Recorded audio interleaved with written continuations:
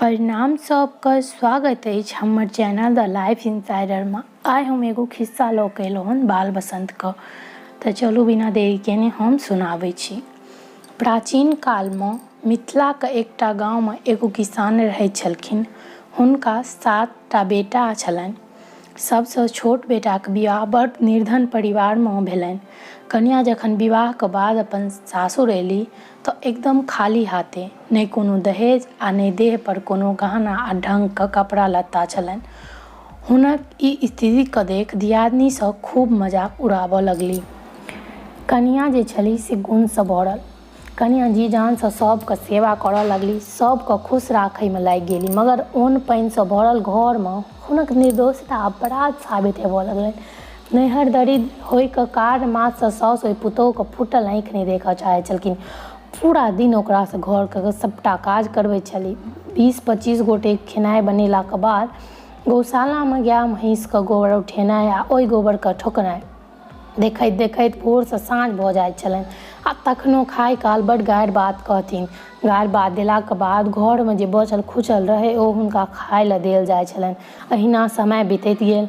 छोटकी पुतोहु जखन पहिल बेर गर्भवती भेली तऽ हुनका नीक नीक खेनाइ खाय के खूब मोन होइत छलनि। खेनाइ बनबैतो काल साउस ओहि ठाम बैसल रहैत छली आ हुनका किछो मोन लायक खेनाइ तऽ दूर देखैयो तक नहि दैत छलखिन। जखन हुनका से नहि रहल भेलनि तऽ एक राति एकांत में ओ अपन घरवाला से बड़ व्याकुल भऽ कऽ कहलखिन, यौ हमरा खीर पूरी खाय के बड्ड मोन करैया, अहाँ कोनो उपाय करू ने। पति अपन पत्नी के बड्ड मानै छलखिन, तेँ ओ कहलखिन जे भरोसा करू हम अहाँके मदद जरूर करब। दोसर दिन भोरे उठते देरी ओ सार पर बैसल अपन माँ से कहलखिन, माँ हम खेत पर काज करऽ जाइ छियौ, आइ हमरा लेल खूब बढ़िया खीर आ पूरी बना कऽ रामपुर वाली जकर नाम मालती छलनि ओकरा हाथे भेज दिहन। माय बड़ तेज आ चतुर चालाक जनानी छल, संगे बड़ शक्की सेहो। ओ तुरंत बुझि गेली जे अपन घरवाली के खाय लेल ई सब बनाबै लए कहैया। तामस सँ तऽ मुँह पर सिमोन पानि पड़ि गेल, मगर करती की, लोक लगन तऽ अपन छोटकी पुतोहु के अनाथ अभागिन बेचारी सब कहि कऽ अपना आप के बड़ दयावान माँ कहै छली।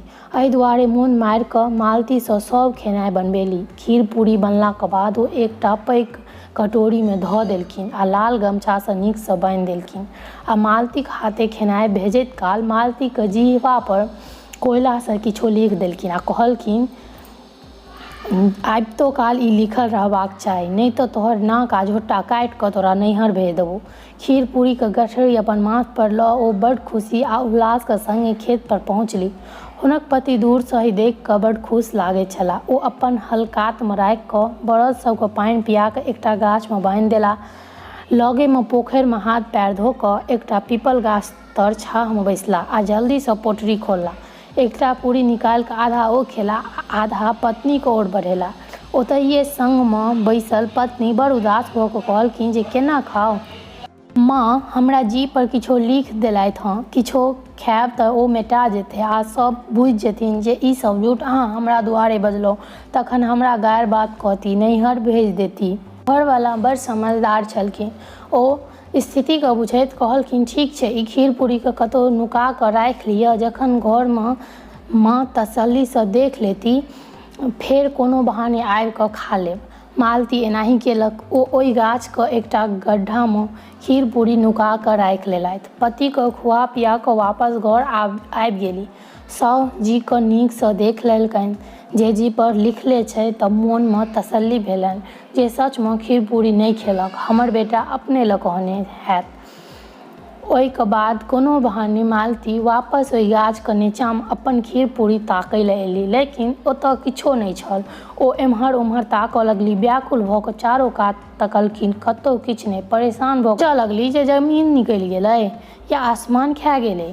ओहि गाछ के झोझरि में एकटा नाग नागिन रहैत छल। नागिन सेहो गर्भवती छलखिन। खीर पूरी के सुगंध आबैत देख हुनक अभिलाषा सेहो जागृत भऽ गेलनि।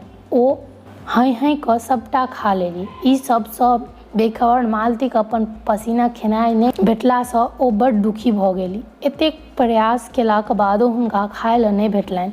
किछो समय पश्चात नागिन के 2टा बच्चा भेलनि। एक दिन खेत देख जाहि समय पर मालती खेत गेली ओ दुनू बच्चा हुनकर खेत में खेलाइत छलाह। एतबामे किछु चरवाहाके बच्चासभ डंटा लऽ कऽ बच्चासभके मारै लए दौड़ला। डरे साँपके पौआसभ मालतीके लग आबि गेला। मालती दुनू पौआके अपन टोकरी तरमे नुका लेलखिन। शरारती बच्चासभ मालती लग आबि कऽ पुछलखिन जे साँपके बच्चासभके देखबो केलिए। तऽ ओ भगवानके साक्षी मानि कऽ झूठ बजली जे एम्हर तऽ कोनो साँप नहीं आयल। आगाँके खिस्सा दोसर पार्टमे सुनायब। वीडियो बड़की टाके भऽ जायत, ताहि दुआरे जुड़ल रहब आगाँ सुनैके लेल। अगर वीडियो पसंद आवे तऽ हमर चैनलके सब्सक्राइब कऽ लेब, वीडियोके लाइक कमेंट और शेयर कऽ देबै। मिलै छी बहुत जल्दी एकरे दोसर पार्टके साथ। तावत तक अपन ख्याल राखब। जय मिथिला, जय मैथिली।